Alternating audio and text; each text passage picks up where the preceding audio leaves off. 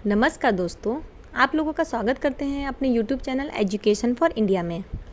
आज हम आप लोगों के सामने एक बार फिर से क्लास 9 की क्षितिज भाग 1 पुस्तक का लेसन 7 जिसका नाम है मेरे बचपन के दिन के सारांश के बारे में बताने जा रहे हैं। यह सारांश महादेवी वर्मा द्वारा लिखित है। यदि आप महादेवी वर्मा के जीवन परिचय के बारे में जानना चाहते हैं तो आप ऊपर दिए गए आई बटन पर क्लिक करके महादेवी वर्मा के जीवन परिचय को सुन सकते हैं, और नहीं तो हमारे डिस्क्रिप्शन बॉक्स में भी आपको ये लिंक मिल जाएगा महादेवी वर्मा का जीवन परिचय। आप उसमें से भी जाके महादेवी वर्मा के जीवन परिचय के बारे में पढ़ सकते हैं। तो चलिए शुरू करते हैं मेरे बचपन के दिन।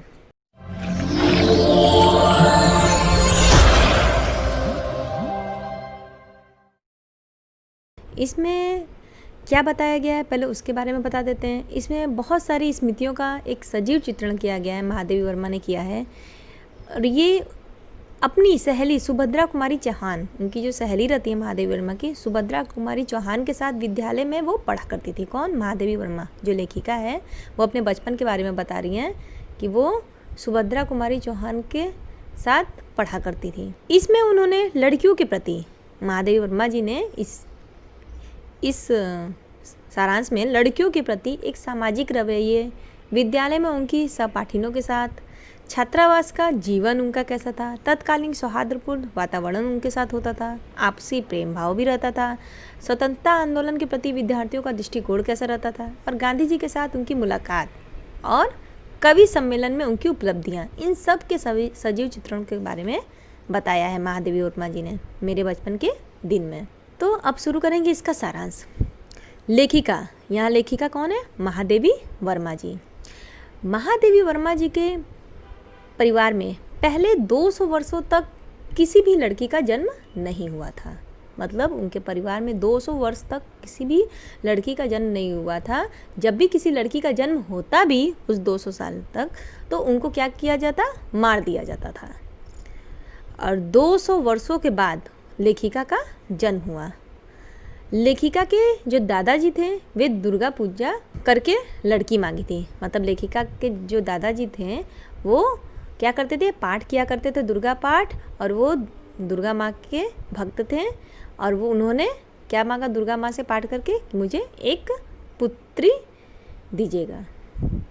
तो लेखिका जो दादाजी थे उनको पोती होती है, इसीलिए उन्हें बचपन से ही कोई दुख नहीं हुआ। अब यहाँ पे बोल रहा है इसलिए उन्हें बचपन से ही कोई दुख नहीं हुआ। उस समय लड़की होने से क्या दुख होता था? जब कोई लड़की होती थी तो उनकी हत्या कर दी जाती थी, और किसी को भी पुत्र या पुत्री बच्चा होने से पहले ही क्या करते हैं लोग? बैंड पार्टी तैयार कर लेते थे। और बैंड पार्टी तैयार कर लेते, जब किसी को लड़का होता तो बहुत ही धूमधाम से वहाँ पे उनका स्वागत किया जाता था, बैंड बाजा बजाया जाता था। और जब लड़की हो जाता तो लोग मायूस होकर बैंड पार्टी नहीं बजाते थे, और बैंड पार्टी वाले को ऐसे ही बिना बजाए वहाँ से चले जाते थे, भेज देते थे। तो ये उस समय का दिन था जो महादेवी वर्मा हम लोगों को इस मेरे बचपन के दिन के माध्यम से बता रही हैं। इसीलिए उनको बचपन में कोई दुख नहीं हुआ। लेखिका को उर्दू, फारसी, अंग्रेजी तथा संस्कृत भाषाओं को पढ़ने की सुविधा प्राप्त थी। अब उनको उर्दू, फारसी इसकी सुविधा कहाँ से मिली? उनकी लेखिका के जो दादाजी थे उनको उर्दू और फारसी भाषा आता था। अंग्रेजी उनके पिताजी को आती थी, उनके पिताजी अंग्रेजी भाषा जानते थे। तथा संस्कृत भाषा जो था वो उनको उनके माँ से मिला था। उनकी माँ जो थी वो जबलपुर से आई थी, उनको हिंदी आता था, और साथ में उनको संस्कृत का भी थोड़ा थोड़ा ज्ञान था। तो इस प्रकार महादेवी वर्मा जी को उर्दू, फारसी, अंग्रेजी तथा संस्कृत भाषाओं को पढ़ाने की सुविधा भी प्राप्त थी। हिंदी पढ़ने के लिए तो उनकी माँ से ही उनको प्रेरणा मिला था। लेखिका को हिंदी, संस्कृत पढ़ने में बहुत ही आनंद आता था, किंतु उर्दू, फारसी पढ़ने में उनकी रुचि नहीं जागी। वो उर्दू, फारसी उतना मन से नहीं पढ़ सके। मिशन स्कूल की दिनचर्या भी उन्हें अपनी ओर आकर्षित न कर सकी। उनको मिशन स्कूल में उनका एडमिशन किया गया, लेकिन उनका मन मिशन स्कूल में नहीं लगता था। वो मिशन स्कूल नहीं जाना चाहती थी। इसीलिए उनको क्लास 5 में क्रॉसफेट गर्ल्स कॉलेज में भर्ती कराया गया। उस कॉलेज में ईसाई लड़कियां भी पढ़ती थी और हिंदू लड़कियां भी पढ़ती थी। उन्हीं के साथ साथ रहने का उनको अवसर मिला। लेखिका जिस छात्रावास में रहती थी वहाँ हर कमरे में 4-4 छात्राएं थीं। लेखिका के कमरे में सुभद्रा कुमारी चौहान थी, जो वहाँ की सीनियर छात्रा थी। जो सुभद्रा कुमारी चौहान थी लेखिका, ये महादेवी वर्मा जी के कमरे में ही रहती थी और वो इनसे सीनियर थी। महादेवी वर्मा 5वीं कक्षा में पढ़ती थी तो सुभद्रा कुमारी चौहान 7वीं कक्षा में पढ़ती थी। वे कविता लिखती थी। वे कौन? सुभद्रा कुमारी चौहान। सुभद्रा कुमारी चौहान जो सीनियर थी वे भी कविता लिखती थी। इधर लेखिका की माँ भी भजन लिखती थी और गाती थी और उन्हें भी लिखने की इच्छा हुई। मतलब लेखिका की जो माँ थी महादेवी वर्मा की, वो भी भजन गाती थी और लिखती थी। तो सुभद्रा कुमारी चौहान जब कविता लिखती थी तो महादेवी वर्मा जी का भी मन किया कुछ कुछ कविता लिखने का। उन्होंने कविता लिखनी शुरू कर दी और लिखती ही चली गई। एक दिन महादेवी के द्वारा छिप छिप कर कविता लिखने पर भनक सुभद्रा कुमारी के कानों में पड़ गया। अब महादेवी वर्मा जो कविता लिखती थी छुप छुप कर सुभद्रा कुमारी चौहान से, एक दिन कहीं से सुभद्रा कुमारी चौहान को पता चल गया कि महादेवी भी क्या करती है? कविता लिखती है। तो उन्होंने लेखिका की कॉपियों में से कविताएं ढूंढकर उसके विषय में सारे छात्रावास को बता दिया। मतलब वो दे नहीं रही थी, लेकिन सुभद्रा कुमारी चौहान ने क्या किया? उनकी कॉपियाँ ली और उनकी कविताओं को ढूंढा, पढ़ा और सारे छात्रावास में उनको हॉस्टल में जो रहती थी उसने सबको बताया कि महादेवी वर्मा भी क्या करती है? कविताएं लिखती हैं। उस दिन उन दिनों के बीच मित्रता हो गई। दोनों क्या हो गए? मित्र हो गए, सुभद्रा कुमारी चौहान और महादेवी वर्मा। फिर दोनों ही खेल के समय साथ ही बैठकर कविता लिखने लगे। दोनों क्या करते हैं? जब खेलने का समय होता तो बाकी लोग खेलते, लेकिन वो दोनों बैठकर क्या करती थी? कविताएं लिखती थी। और उनकी तुकबंदी पे लिखी गई कविता को क्या किया जाता था? स्त्री दर्पण नामक पत्रिका में प्रकाशित हुई। उनकी जो तुकबंदी मतलब उनकी जो कविताएं रहती थी, दोनों लोग जो मिलकर लिखती थी, वो कविता उस समय एक पत्रिका था स्त्री दर्पण, उसमें उनकी कविताएं क्या करती थी? छपती थी, प्रकाशित होती थी। सन 1917 के आसपास हिंदी के प्रचार का समय था। सन 1917 की बात कर रही हैं यहाँ पे। तब उस समय क्या था? हिंदी के प्रचार का समय चल रहा था। उन दिनों बहुत सारे कवि सम्मेलन हुआ करते थे। लेखिका भी क्या करती थी? कवि सम्मेलन में जाने लगी। उनके साथ क्रॉस्थवेट की एक शिक्षिका उनके साथ जाया करती थी। वहाँ की एक टीचर थी उस हॉस्टल की, वो भी उनके साथ कवि सम्मेलन में जाया करती थी। उन कवि सम्मेलनों के अध्यक्ष, प्रायः उनके जो अध्यक्ष होते थे कवि सम्मेलन में, उसके हरिऔध जी, श्रीधर पाठक जी जैसे महान कवि, पंत जी, इस तरह के लोग उस समय अध्यक्ष के रूप में आते थे। अतः लेखिका अपनी बारी का आने का बहुत घबराहट, मतलब जब भी उनका बारी आता तो वो बहुत घबरा जाती और लेकिन इंतज़ार भी बहुत करती थी कि कब मेरी बारी आएगी कवि सम्मेलन में बोलने के लिए। और अपने नाम की उद्घोषणा सुनने के लिए वो हमेशा बेचैन रहती थी कि उनका नाम कब बुलाया जाएगा। उनका नाम सुनने के लिए बहुत ही इंतज़ार रहता, बेचैन रहती, लेकिन मन ही मन एक घबराहट भी रहता। किंतु हमेशा उन्हें प्रथम पुरस्कार ही मिलता था। महादेवी वर्मा जी को क्या मिलता था? उस कवि सम्मेलन में प्रथम पुरस्कार मिलता था। उन दिनों गांधी जी आनंद भवन में आया करते थे। वो जो जहाँ कवि सम्मेलन होता था आनंद भवन में, वहाँ पे क्या करते थे? उन दिनों गांधी जी भी आया करते थे।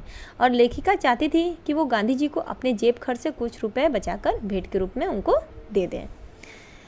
अब उस समय क्या होता था? उस समय तो आंदोलन का समय था, बहुत सारे आंदोलन शुरू हुए थे, तो गांधी जी भवन में आते थे, बहुत सारे कवि भी आते थे। तो जब कवि सम्मेलन हो जाता तो गांधी जी और उन सभी कवियों के बीच में मीटिंग भी होता था आज़ादी के लिए। तो वहाँ पे उस समय छात्र लोग अपने जेब खर्च से कुछ रुपए बचाकर उस आंदोलन के लिए जुटाते थे। तो यहाँ पे महादेवी वर्मा भी चाहती थी कि हम कुछ मतलब पैसे हमेशा देती थी, लेकिन उनका मन हमेशा करता था कि कुछ रुपए बचाकर भेंट के रूप में उनको दें। तो लेखिका को उस दिन क्या हुआ, वो एक घटना के बारे में बताती हैं कि उनको कवि सम्मेलन में एक चांदी का कटोरा पुरस्कार के रूप में मिल जाता है और वो उस कटोरा को क्या करती हैं? गांधी जी को दिखाती हैं। गांधी जी उसको देश के हित के लिए उनसे वो चांदी का कटोरा मांग लेते हैं और लेखिका गांधी जी को वह कीमती तथा स्मृति चिन्ह रूपी चांदी का कटोरा भेंट के रूप में बहुत ही खुशी से दे देते हैं। ये तो उनका एक गांधी जी के द्वारा एक घटित घटना के बारे में बताया। अब आते हैं नेक्स्ट कि छात्रावास का जो जीवन जाति पाति के भेदभाव से दूर आपसी प्रेम से भरा हुआ था। कैसे भरा हुआ था? वहाँ एक जैसे परिवार जैसा उन लोगों का हॉस्टल में जीवन बीतता था। अब वहाँ से सुभद्रा कुमारी चौहान उस छात्रावास को छोड़कर चली जाती हैं, तो उनके कमरे में एक जेबून नाम की एक मराठी लड़की आती है, जो लेखिका का सारा काम कर देती है, टेबल को साफ करना, किताबों को ठीक करना। वो जो मराठी लड़की रहती है, जो उनके रूम में आती है रहने के लिए, तो वो महादेवी वर्मा जी का सारा काम कर देती थी, जिससे महादेवी वर्मा जी को भी कविता लिखने का समय मिल जाता था। और वो जो जुबेन थी, वह हिंदी मराठी भाषा वो मिला जुला रूप बोलती थी। उसे उतनी हिंदी नहीं आती थी, जब कभी भी हिंदी भी बोलती तो उसमें मराठी मिला हुआ रहता था। वह अच्छे से हिंदी नहीं जानती थी। वहाँ एक बेगम थी जिनको मराठी बोलने में चिढ़ होती थी। एक बेगम थी, महिला छात्रा, जो मराठी बोलने वालों से बहुत ही चिढ़ती थी। इसलिए जेबून कभी कह देती कि हम मराठी हैं तो मराठी ही बोलेंगे। तो उन दिनों देश में सर्वत्र पारस्परिक प्रेम और सद्भाव का वातावरण रहता था। अतः अवध की छात्राएं रहती तो अवधी बोलती, बुंदेलखंड की छात्राएं बुंदेली बोला करती थी। इससे किसी को कोई आपत्ति भी नहीं होती थी। मेस में लेकिन सब एक साथ खाना खाते थे और एक ही ईश्वर की प्रार्थना, जो प्रार्थना होता था ईश प्रार्थना, वो भी एक साथ, भोजन में मंत्र भी जो बोला जाता था वो भी वो लोग एक साथ ही बोलती थी। इसमें कोई झगड़ा नहीं होता था। ये हो गया उनकी साथ एक प्रेम भाव से बिताया जो छात्राओं के साथ जीवन के बारे में उन्होंने बताया। अब लेखिका बताती हैं कि लेखिका का परिवार जहाँ रहता था वहाँ एक जवारा की बेगम साहिबा का परिवार भी रहता था। उनके परिवार में बहुत घनिष्ठता थी, बहुत मित्रता थी। उनके बीच जाति एवं धर्म संबंधी कोई भी भेदभाव नहीं था। उन लोगों के घर में जब किसी का, चाहे लेखिका के घर में किसी का जन्मदिन पड़ता तो वो बेगम साहिबा के घर में जाके जन्मदिन मनाती, कभी बेगम साहिबा के घर में उनके बच्चों का जन्मदिन पड़ता तो वो इधर लेखिका के घर में उनके माँ के साथ आकर जन्मदिन मनाती थी। मतलब वो लोग एक परिवार के साथ मिलजुल कर रहते थे, जैसे रहते थे। बेगम के जो बच्चे थे वो लेखिका की माँ को चाची जान कह कर बुलाते थे, और जो लेखिका थी वो बेगम साहिबा को ताई कहकर बुलाती थी। बेगम साहिबा का एक बेटा रहता था जिसको लेखिका हर रक्षाबंधन पे क्या करती थी, राखी बांधती थी। और इस तरह का मतलब एक प्रेम भाव होता था। और जब बेगम साहिबा के घर में मुहर्रम होता तो बेगम साहिबा लेखिका के लिए नए कपड़े जरूर बनवाती थी।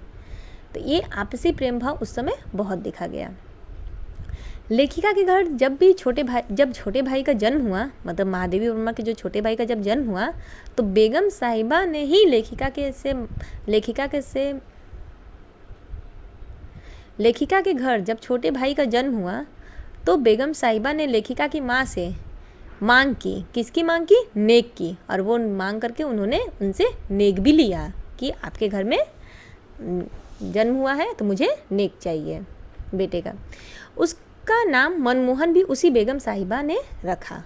वो जो बेगम साहिबा थी उन्होंने ही लेखिका के भाई का नाम मनमोहन रखा। और वही मनमोहन वर्मा पढ़ लिख कर क्या बन गए? प्रोफेसर बन गए। और बाद में जम्मू विश्वविद्यालय तथा गोरखपुर विश्वविद्यालय के उप कुलपति भी बन गए।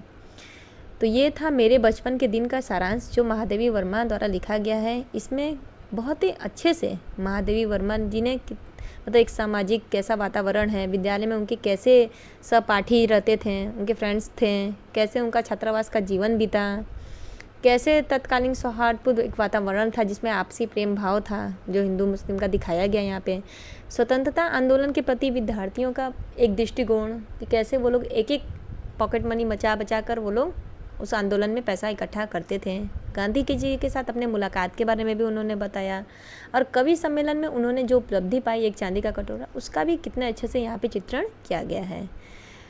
तो आपको ये वीडियो कैसा लगा हमें ज़रूर बताइए कमेंट करके। और अगर अच्छा लगा तो हमारे वीडियो को लाइक ज़रूर करें, चैनल को भी सब्सक्राइब करें, साथ ही बेल आइकन पर भी क्लिक करें। यदि आपको ये सभी जितने भी मेरे बचपन के दिन का सारांश है और यदि टेक्स्ट के रूप में चाहिए तो आप हमारे वेबसाइट www.educationforindia.com में भी जाकर प्राप्त कर सकते हैं। इसका लिंक हम आपको नीचे डिस्क्रिप्शन बॉक्स में दे देंगे। हमारा वीडियो देखने के लिए बहुत बहुत धन्यवाद।